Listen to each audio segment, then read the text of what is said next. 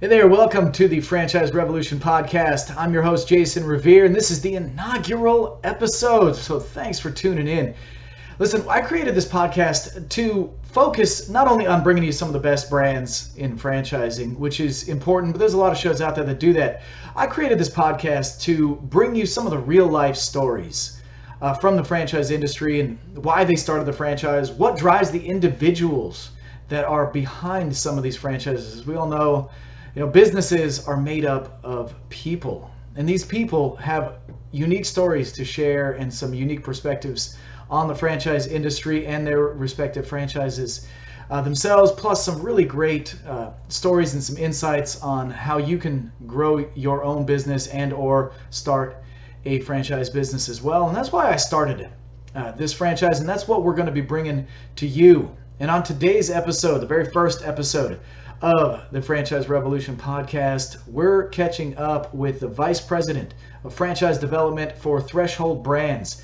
They're a large company, really a mega company in the franchise world. They've got multiple companies underneath their umbrella, most of them, and I believe all of them, actually in the home services industry, which is a really booming industry thanks to not only the pandemic, the COVID-19 pandemic that we just came through, but just in general, I think people are finally realizing that home services franchises are some of the quickest paths to generating revenue and to realizing the full potential of a business model. And he's going to be joining us today and sharing some insights of one of their brands, Sir Grout. Sir Grout is one of their newest brands to their family of companies. And it's a really cool franchise that on the surface sounds a little lame, whatever. Sir Grout, oh boy, we're going to be talking about Grout. Holy cow, what are we going to do with Grout to generate revenue? Well, you're going to learn a lot about that and how it is a necessary service, thanks to what the government now considers essential services for the government. But on top of that, from your consumer's perspective, if you're looking at owning a franchise, they're a pretty cool one to check out. So stay tuned for that interview.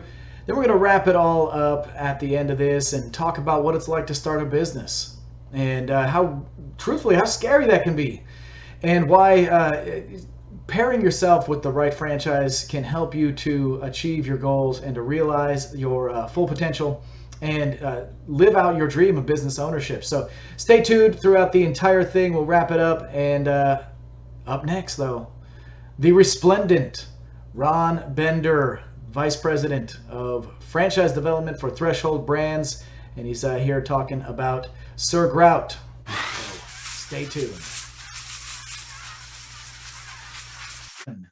Hello, welcome to the Franchise Revolution. I had to add franchise in front of that. That way Sean Hannity's folks didn't call me for trademark infringement on Welcome to the Revolution. So welcome to the Franchise Revolution. And I want to say shout out to our sponsor, Zoa Energy Drinks. If you ever find yourself sucked into a video game with your friends Kevin Hart and Jack Black, well, if you do, you're going to need some energy to get yourself freed from the grips of that video game. And that's why I always turn to Zoa. Zoa, Healthy Warrior Energy Drink, 160 milligrams of natural caffeine. Zoa. I kid, of course. Zoa is not one of our sponsors yet, but I figured I'm going to just start doing it, and maybe they'll start paying me for it. So thanks to Rock Worth for a try. producing the Zoa Energy Drinks. But we got a jam-packed show here. Let's stop with all the nonsense. We got a jam-packed show for you today. We have a really special guest that's coming to us representing not one, not two, not three, not four, not five, like 8, 10 brands, a million brands. I don't know. We'll let him tell his story. He's from Threshold Brands. His name is Ron Bender, and I've got a little info sheet here on Ron. I'm going to read this for you, Ron, and you can let me know if this sounds familiar. Ron was resplendent in green, black, and yellow kilt as he made his debut for Threshold Brands at the IFE. Resplendent. Ron, I have never been called resplendent in my entire life. So the resplendent Ron Bender with Threshold Brands. Ron, welcome to the show. Yeah, thanks, Jason. I don't know what to say. This is the first time in my life that I've been referred to as resplendent. Yeah, well, the Franchise Times magazine begs to I differ. know. They published it, Oh and yeah. you're branded as resplendent now going forward. So, You're the first one who's repeated it that I know of, at least not mockingly. Yeah. mm, fair enough. So, Ron, tell me, tell me about your background, man. What's your background? What makes Ron tick? Wow, have I got a story for you? So, first of all, let me say that although I am not sponsored, I am an Aggie. I'm trying to get Yeah, together. Texas A&M. This is just Arnold Palmer, no energy drink here. But I went to Texas A&M and I got a degree in marine biology. Played some baseball, got marine biology degree, which of course, as you know, is a perfect segue into the world of franchising. Mhm. So I actually had a first career in retail. I was with Ritz Camera Centers and Builders World for a long time. Had a great time. Got recruited by my first franchise due to my retail experience. They were a retail brand, and they wanted somebody to do franchise sales and to do operations, which of course was natural for the retail. I stayed with them for 12 years, had an incredible time, loved dealing with owners rather than corporate managers. I thought that was just amazingly satisfying. And even more satisfying was that in our world, Jason, you and I, and of course our peers throughout all the other brands, we get to help people achieve their dreams. And that is, it's just beyond satisfaction. It's just such an incredible thing. So through the years, I've spent much of my time in retail franchising. That was my first expertise. But now, and I've had a little experience in the past. I'm with home services franchise brands at Threshold, and the neat thing there is that these home services brands, first of all, they're booming. I don't know if you heard, but there was this virus thing going around. It's been on some of the news. You probably haven't heard, but anyway, I've heard of it. Yeah, have I've you? heard of it. Yeah, I Uh, think. Well, Yeah. that really caused a lot of folks to want more service in their home. You know, they needed to have a more comfortable place to work, or they needed to have a more comfortable place to homeschool, or whatever it happened to be. So home services has been booming, and the benefit of most of these home services brands, they're most of them home based. They're less expensive, but they give people the freedom of income and lifestyle, and they can really take control of their lives, their dreams. It's a great thing. Yeah. No, it is. It is a great thing. And by the way, full disclosure, I am unabashedly a fan of the home service franchise concept Right. for the right people, of course, right? Your background in marine biology is funny. It made me think of something kind of funny. So you do still get to exercise that degree, right? It wasn't a wasted degree Oh no. because in franchising, when you're dealing with the different brands that you've got, right? Some people are different and better suited for others, and so you get to work with really both sharks, right? We've heard the term shark, like Shark Tank and whatnot. You get to work with sharks, and then those that maybe are less qualified, you also get to work with some jellyfish. So you got both ends of the spectrum, right? I And do, so you're and to be honest, most people don't figure that out, but you're That's thinking. right. That's right. Yeah, your marine biology background is coming into play, and has rewarded you well. I mean, you've been in the industry now for like 25 years. That's a good long time to see a lot of changes in this thing. And thank you, by the way, for mentioning COVID-19. That way, it'll help. It makes it where I don't have to ask that stupid ass question that you hear all the time. How did COVID impact your business? It impacts it as much as you want to let it impact it, as far as I'm concerned. But thank you very much for bringing that up. But that said, you've been in the industry for roughly 25 years. I'm looking at your LinkedIn page. Looks like 1998, give or take. So that's like 24-ish years Yeah. ago, right? And so you've undoubtedly seen a ton of changes. I mean, hell, the advent of the internet really, back then phone books were how you advertised your business to get Right. get calls to your business, right? So Yep. talk about the changes you've seen from both the consumer's perspective and the franchise development perspective. Wow, that's a really fun question. You know, I appreciate that, and thank you for not mentioning that I'm old. The 24 years of experience and all that, I get that. Most people wouldn't pick up on that. So I think, in the consumer world, your digital revolution happened within the last 24 years. So as you said, it used to be yellow page advertising. It used to be direct mail billboards, and that's really the way you got the word out. Nowadays, of course, everything is online. Everything is reputation based. If you do not have the right reputation in the business community, if you do not have the reviews on all the different great review sites, none of them are sponsoring us today, so I won't be mentioning their names, but you know who they are. And there's an awful lot of little additional business models that have popped up that just are specifically out there to help businesses attract the matching consumer, I guess you'd say. And that's been the benefit has been it's opened up a lot of jobs in the franchise support area, right? So we've got our digital marketing experts and we've got our graphic designers, and we didn't need that stuff back in the day. We had graphic designers that were actually doing cut and paste electronically because we were pretty advanced back then. Yeah. But they were building print catalogs, and they were building TV commercials and radio commercials. They weren't putting things out there in the Ethernet. They weren't generating websites and landing pages and all that great stuff.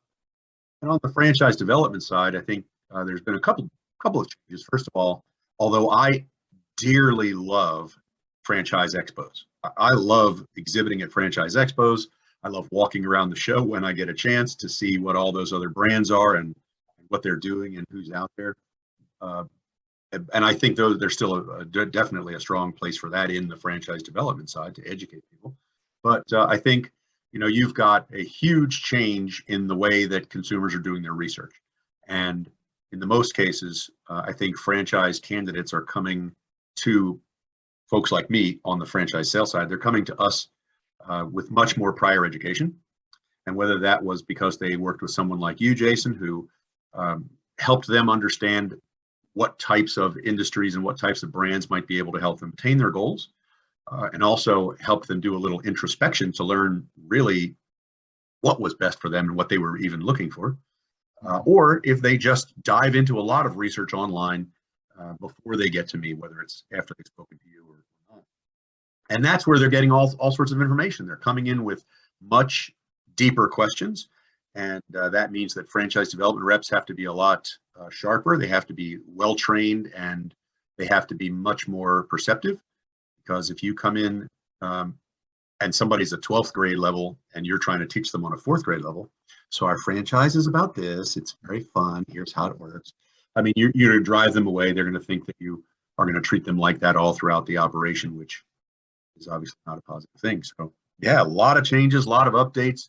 A lot more science and technology involved. We do personality profiles in some cases, so we can learn a little bit about how to better communicate with a candidate, which is even better for how to train and communicate with a franchise owner. And there's a lot of tremendous tools that we have out there to make sure that everyone's experience is optimal. Yeah.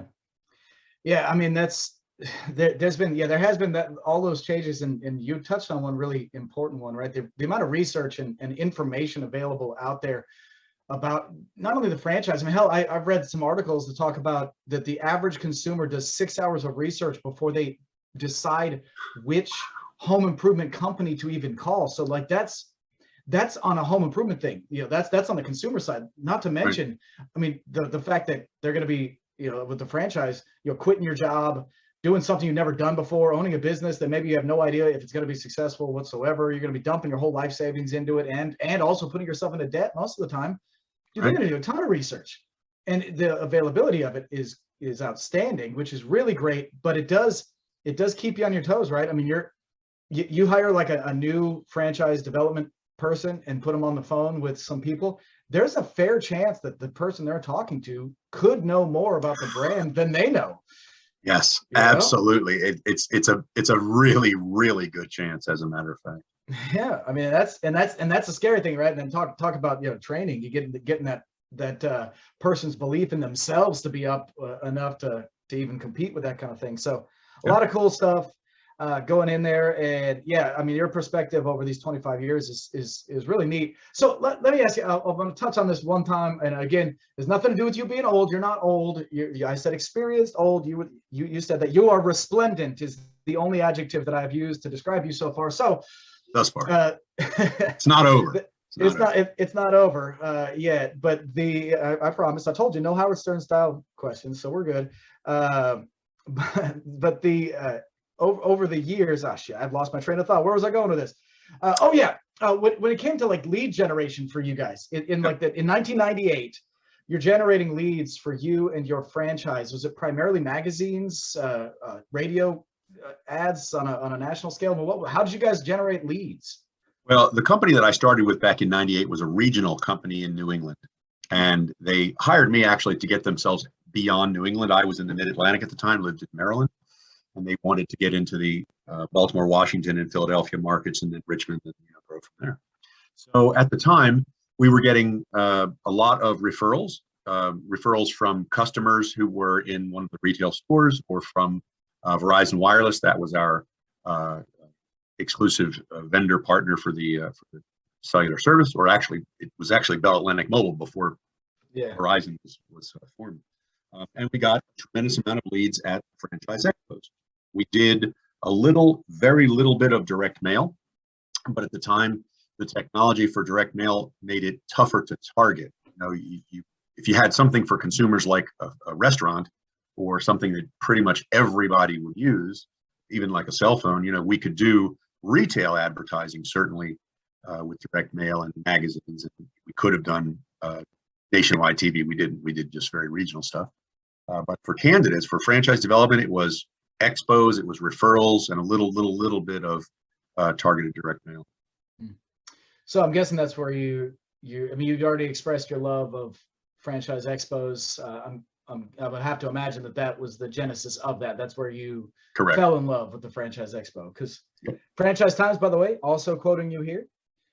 Well, I guess they weren't quoting you before. They was just describing you. Here's their quote. I love expos. It's been horrible without my franchise family.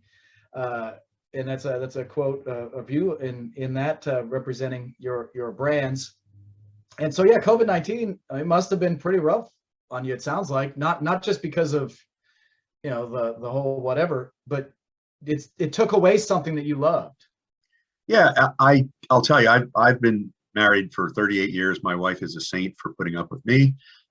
But even, toward the end of that enforced quarantine type of situation, she was going, so when are you going to be traveling again? When does Expo start up again? Yeah, under my feet. And that's the issue. I'm a people person. You probably can't tell that, but I really love people. And it's not the same, although the franchise sales were booming throughout the COVID scenario. I didn't get my fix of in-person meetings and dealings with people. And I annoyed the hell out of my neighbors, and obviously my wife, my dog, my cat. I mean, it was but it's over. Expos are back. Life is good. Yeah, expos are back. Life is good. That's really cool. So the reason I invited you onto the show specifically was for the Sir Grout brand. I've fallen in love with this to a degree. I mean, we just started dating, I guess, but they're new to the inventory of the Franchise Brokering Association, which is I'm a member of, and so they're newer to our organization. So our courtship is new, but it was really a love at first sight. But you do have a ton of other brands under Threshold brands, so I'll want you to touch on all of them. But I do have one question regarding the resplendent comment back again. I'll just ask one last question about that. It says that you were in a green, black, and yellow kilt. Were you representing Tilted Kilt at that point? I would hope not. I would hope that Tilted Kilt would have someone much more decorative than me. No, I was representing Men in Kilts, which is one of our brands. That's the one. Yeah, exterior home cleaning, pressure washing, gutter cleaning, that kind of thing. So not the restaurant. Gotcha. Not the restaurant. Okay, good. All right. So although I have the legs for it, I don't necessarily have everything for it. I do have a photograph here that we'll share for our listeners when we edit this thing down. And you do, and you're wearing a shirt. I'm guessing that is their shirt as well. It says no peeking. Right, because when you wear a kilt, every first question is, "Hey, are you wearing?" Hey, no peeking. Yeah, we're not doing that. I like that. It's cool branding. A really neat thing. I've checked out that website, watched the video. The thing that would make me nervous, being an employee of the Men in Kilts, is there is a lot of time on a ladder. So I'm guessing we're enforcing the shorts rule underneath or something. No, it's no peeking. It says on the shirt. So. Oh yeah, I guess yeah. That's the disclaimer. Just don't get under the ladder. It's not only is it bad luck, it's going to be a bad view. Right. Well, neither here nor Actually, there for this we do discussion. require our female employees and franchise owners to wear leggings under the kilt because we don't need that kind of trouble. But yeah, no, that's smart. But again, we're here to talk about Sir Grout really specifically here. So give us the history of Sir Grout. I know they're a relatively new acquisition of Threshold Brands. Correct me if I'm wrong, but give us the Reader's Digest version of Sir Grout. Sir Grout was started about 15 or 16 years ago, and it was all about not only cleaning but renewing tile and grout. And over the years, they developed their own proprietary products, which are renowned in the industry, just absolutely fantastic. They've got a very wide variety, not only of the products that they use to clean and restore or renew tile and grout in a consumer's home or in a small business, but they also brought out products that will sanitize, inside the grout area and the tile and, stone, all those things which are actually somewhat porous. They have some terrific products to renew and restore stone. They have a great sandless refinishing process for hardwood floors. They do outdoor pavers and concrete, and they do metal, any kind of hard surface restoration and renewal. And over the years, they've been introducing new products and services every single year for the last 11 years, which is pretty amazing. They've got tremendous franchisees around the country. I think 43% of their franchise owners have multiple territories. And in my experience, that is a fantastic, it's an amazing percentage for a service company, but it's also a fantastic testimonial because, a lot of people buy a product and they might not be as thrilled with their purchase, but if they buy a second or a third, they were happy with their first, they wouldn't have done it. So that's a really cool thing. But this is a very, very highly rated franchise. Entrepreneur Magazine loves them. Success Magazine loves them. Angie's List and Yelp and all those folks love them. And the franchisee testimonies are terrific. It's really a fascinating brand. Yeah, and you mentioned all those groups, Entrepreneur and Success and all those things. Those accolades are great and those feel good, right? And then they're nice to put on your wall in your office and have a plaque and advertisements and whatnot. But yeah, you said it. The best representation of how great you are comes from how happy are your franchisees, number one, and how much are they willing to invest in another territory, number two. And having that large of a percentage is a really telling thing. And again, that's why I really fell in love with you guys. And I think what you guys are doing is really cool.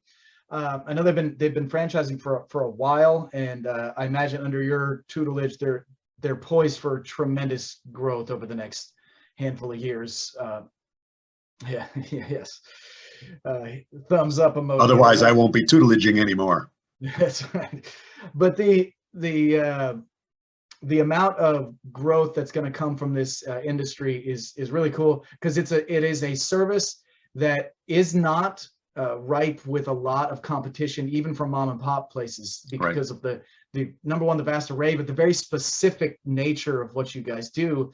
That is a very specific need that a lot of people have. I mean, there's other grout franchises out there, but I mean, I'm pretty well versed in those. I think you guys are king of the hill or knight of the hill, I guess, to say Sir Grout. And I'm really excited to see more about what those are doing. So if we could go, let's focus just on that Sir Grout again, so I don't complicate things. Who are you looking for to run this business? What's your ideal candidate look like, and who should, if you're listening, get ready, because he's going to tell you if you're a match for this brand. And I've seen some of well, I shouldn't say financials because whatever, don't want the franchise police showing up. So, but I've seen a lot about him. I'll let him talk about financial stuff. But who are you looking for? Who's your ideal candidate? Well, I'll tell you that first of all, we have two paths of ownership, so I'll talk about both of those. But when I come on your podcast again and represent a different brand or a different brand or a different brand or whatever the next brand is, I'm always going to tell you that we're looking for people persons. I don't ever say, do I say people?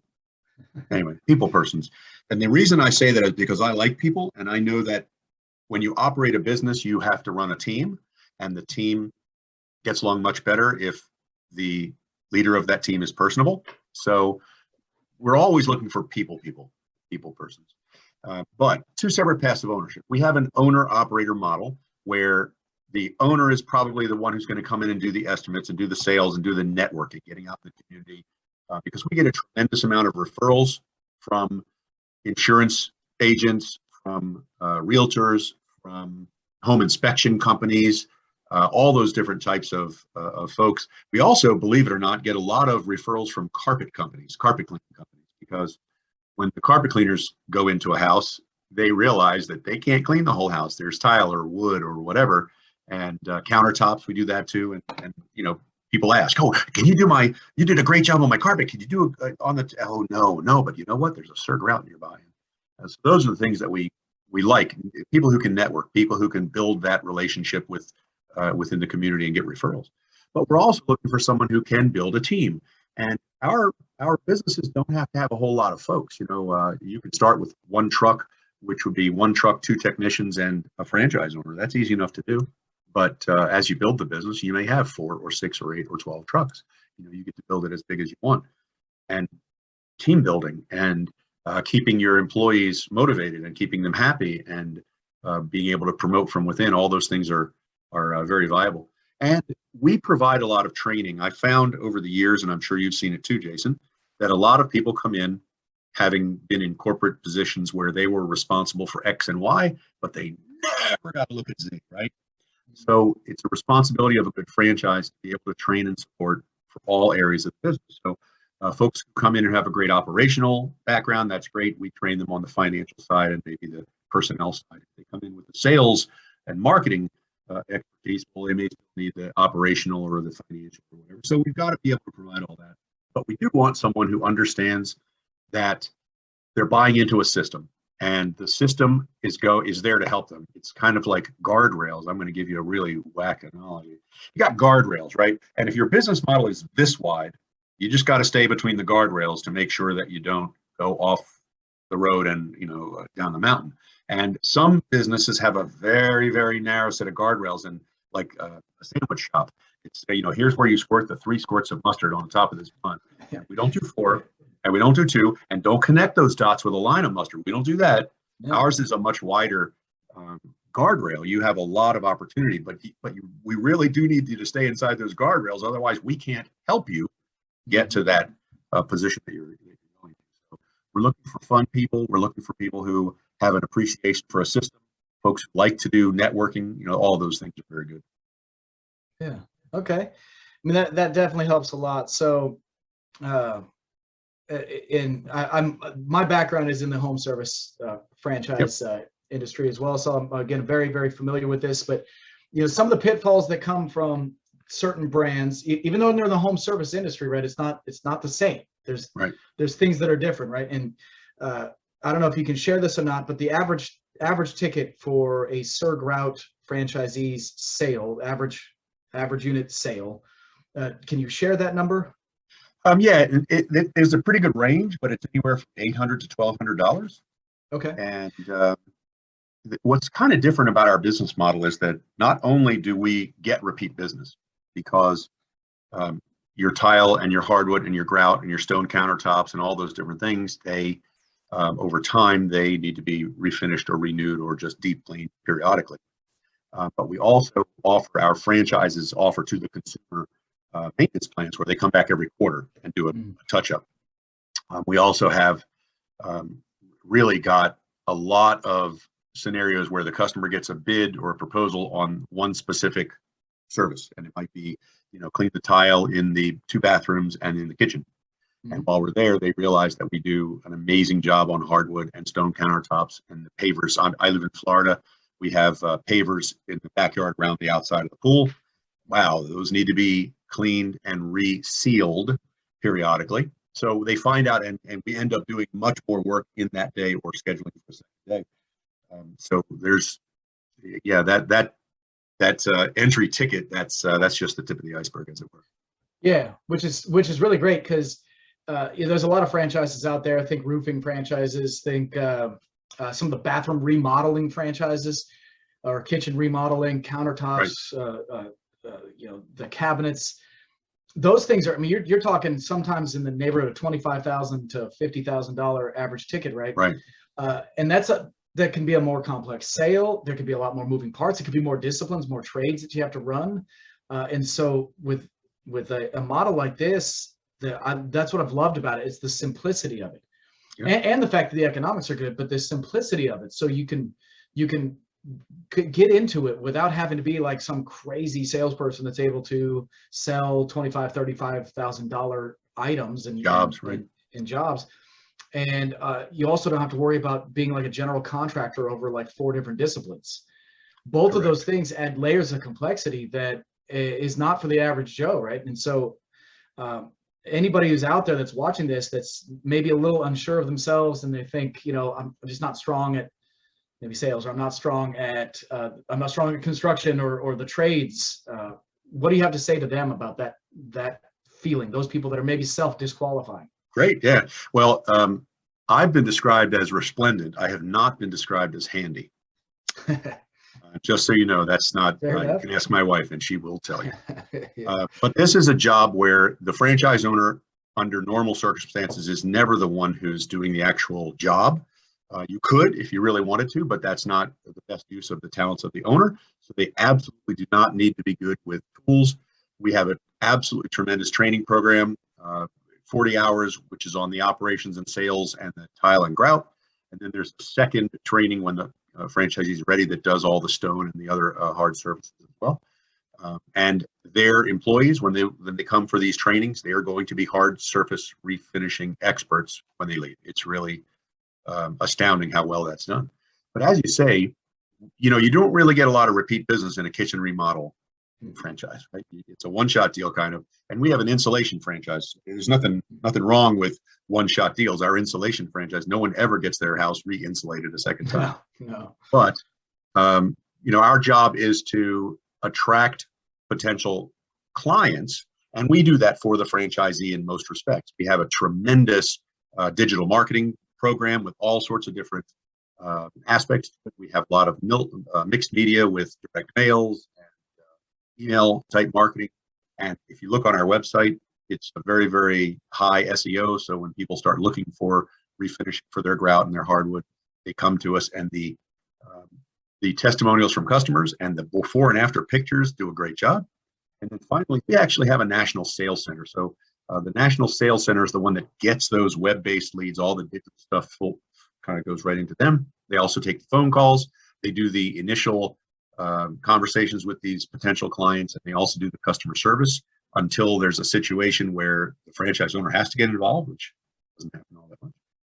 So it's not really a lot of sales as you might imagine. There definitely is some estimating going on and networking for referrals, but it's not really that tough a business to spread the word about. Mm-hmm. Yeah, no, again, that's why I'm a fan, truthfully, and I think this is absolutely perfect for so many people. That said, there's always a financial component to it. So, how much are we talking all in, and what's the fee structure like, and how much working capital does one need? Okay, so forgive me, I'm going to look over on this other screen because I like to be accurate.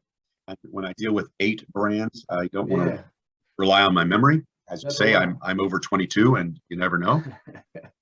I'm way over 22. Sorry.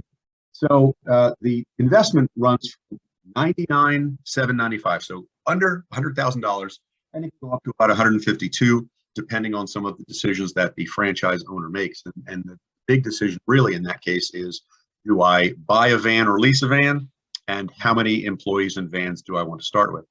So it's pretty. Although that's a lot of money, it's a relatively low cost of entry for a franchise. It is home-based, so you don't have to pay leasing expenses for an office, although you could certainly grow into one. And your other question was, what was your other question? Or is that just it? Just start. I think that was it. Yeah, that pretty much answered it. So I think you're good. So you're not as old as me. You can't be forgetting this stuff. Under 150 grand is what we're looking at. So I mean, that's a tremendous opportunity for a really a relatively low investment level. And you mentioned before, the squirting the mustard onto the sandwich. I'm not going to say the name of this place. They do subs, and there's a way of knowing that who I'm talking about. But I'm kidding, of course. You probably know who I'm talking about. They to open up their business, you're talking 400 grand, give or take. Right. And I've seen the financials on them. It is what it is. You are rewarded, I guess, to some degree for having a really low skill set that is needed to do that job, right? So you're kind of rewarded accordingly. But when it comes to financial earnings, for this business, for Grout, what are we talking? Average unit volume, top line, if you can share that. Bottom line would be even better. I wish that's possible. So a lot of your audience probably know about the Federal Trade Commission, and they have regulations for how franchises educate their clients, what they can and cannot say. We're very lucky.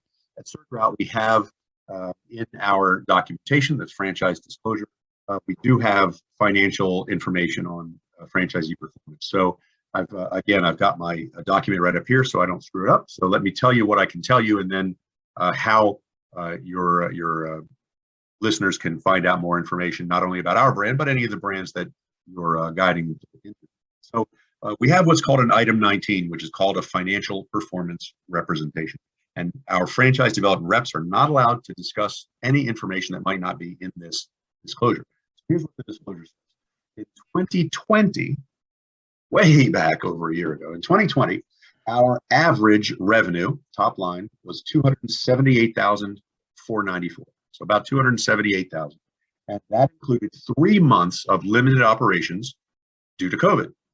Now, the reason that there were limited operations was because grout cleaning and tile cleaning was not considered an essential service back then. I know in my house it is, but apparently, what's up with our government? They didn't know that. Yeah.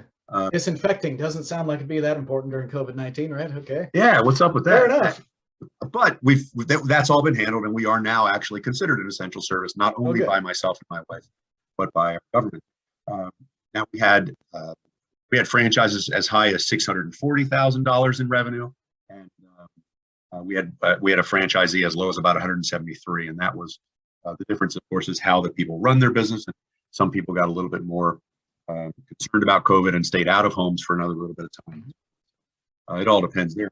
Unfortunately, I do not have any bottom line data, but I can tell you that in the 15 years we've been franchising, we have over 94% franchise retention. So we haven't lost many franchises at all. As a matter of fact, considering we only have 45 franchises, basically that means we've lost one franchise in the 15-year history. So this is not a business. I mean, I detest that people say they're recession resistant and recession proof, pandemic proof. Who knows what that really means. But the point is, when you talk to our franchise owners and you get more details about that bottom line and their experience, you're going to find out that they weren't scared that any of their friends in the brand were going to be going out of business. That's not a problem here. That says it all. If people are happy, they're going to renew. How long's your term, by the way, on the 10 years with franchise renewal options, of course. Yeah. And what normally happens is, I'm sorry? Unlimited renewal options, or is there a number of, okay, look at Correct. That. I'm not a believer in, one and done or two and done. I know the Kentucky basketball program would not like to hear that because they're all about one and done, but NCAA March Madness, sorry, I had to do that. But we're also very fortunate that in most cases, our franchisees, they start their first unit, a couple of years later, they get their second, or maybe a couple of years later, third. So folks might be running out of the renewal of one term and they've got another one. So they're going to renew this one. And that's going to give them, it's a stair step kind of thing. It's not like they're all stopping, at the end of the terms at the same time for all of them. That really is very, very rare to have. Yeah. And territory size, I think that'll be the last question about the actual formula of your franchise. So territory size. So Threshold Brands just acquired Grout about 90 or 120 days ago. And we made a lot of changes. They had a very interesting territory determination, and we've changed it right now.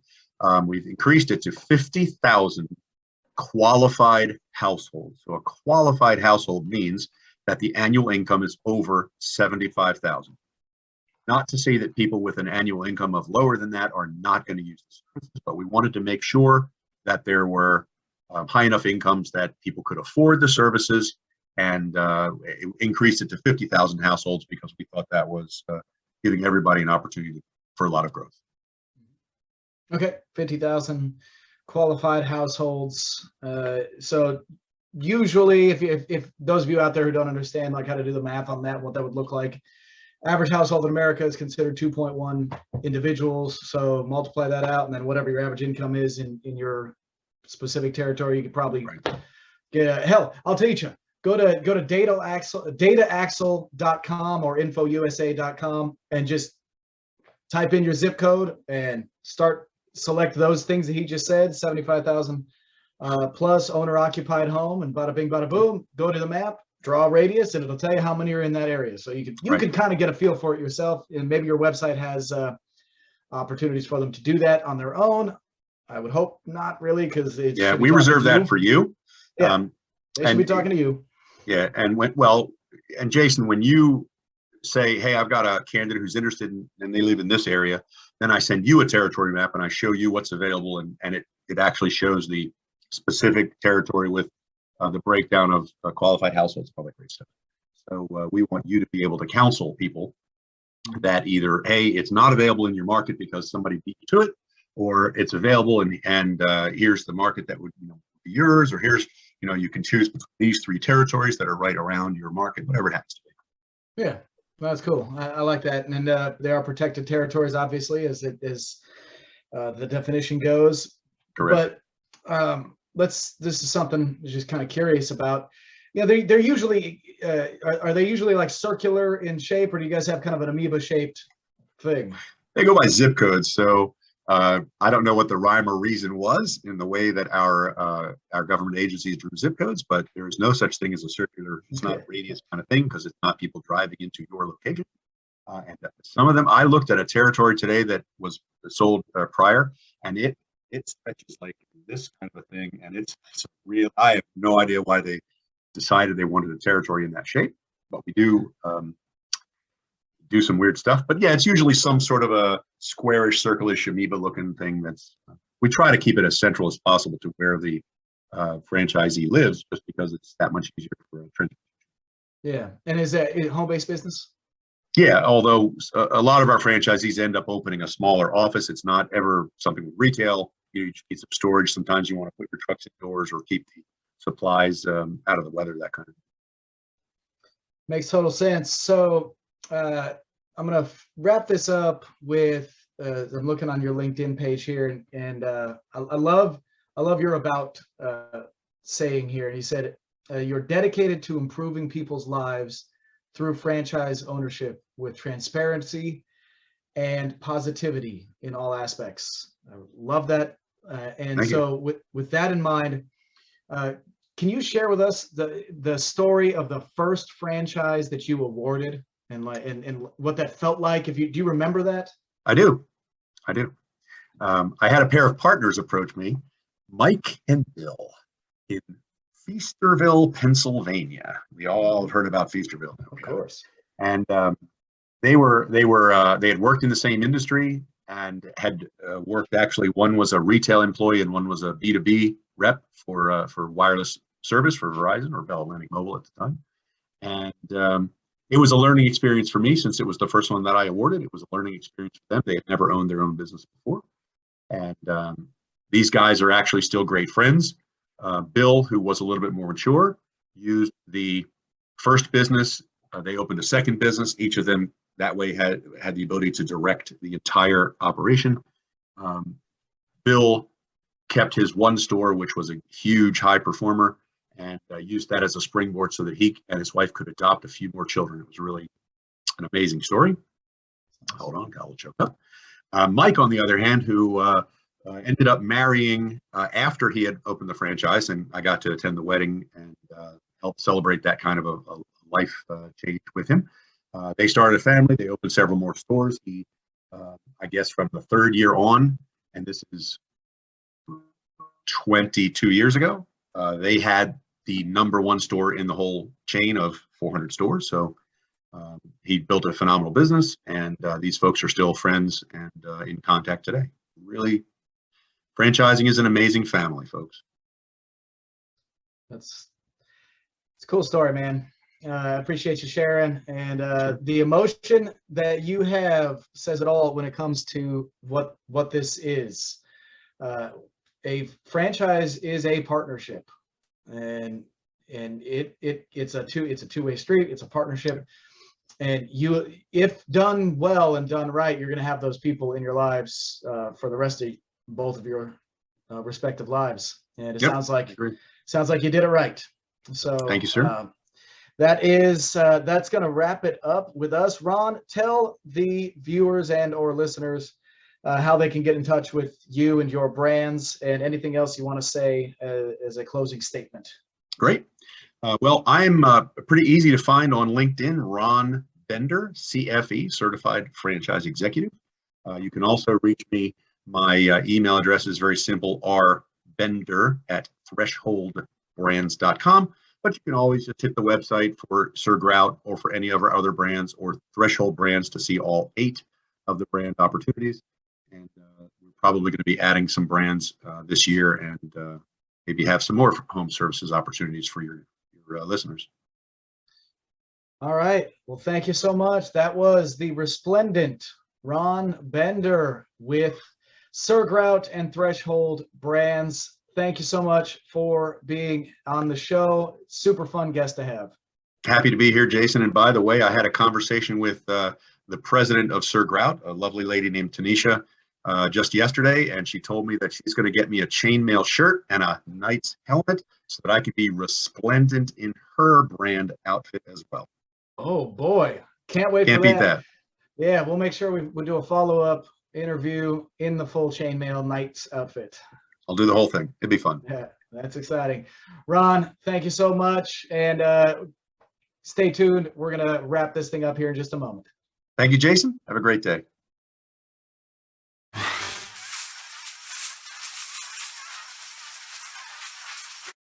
Hey, welcome back. All right, so that was fun conversation there with Ron, right? I mean, what a cool guy. He's got a lot of really great experience in this industry and in helping people to live out their dreams through franchising. That's exactly what our mission is here as well. You know, our mission and what we do is we help people to declare independence in their lives by helping them find freedom through franchise ownership.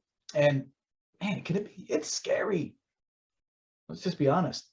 It's scary. It's scary becoming a franchisee. It's risky to invest everything that you've got, or at least a large portion of what you got, into buying a franchise and opening up a franchise. As I mentioned on the interview, heck, you're going to have to take a large chunk of your savings, if not all of it, and invest it into something that you've likely never done before, perhaps in an industry that you've never been in before.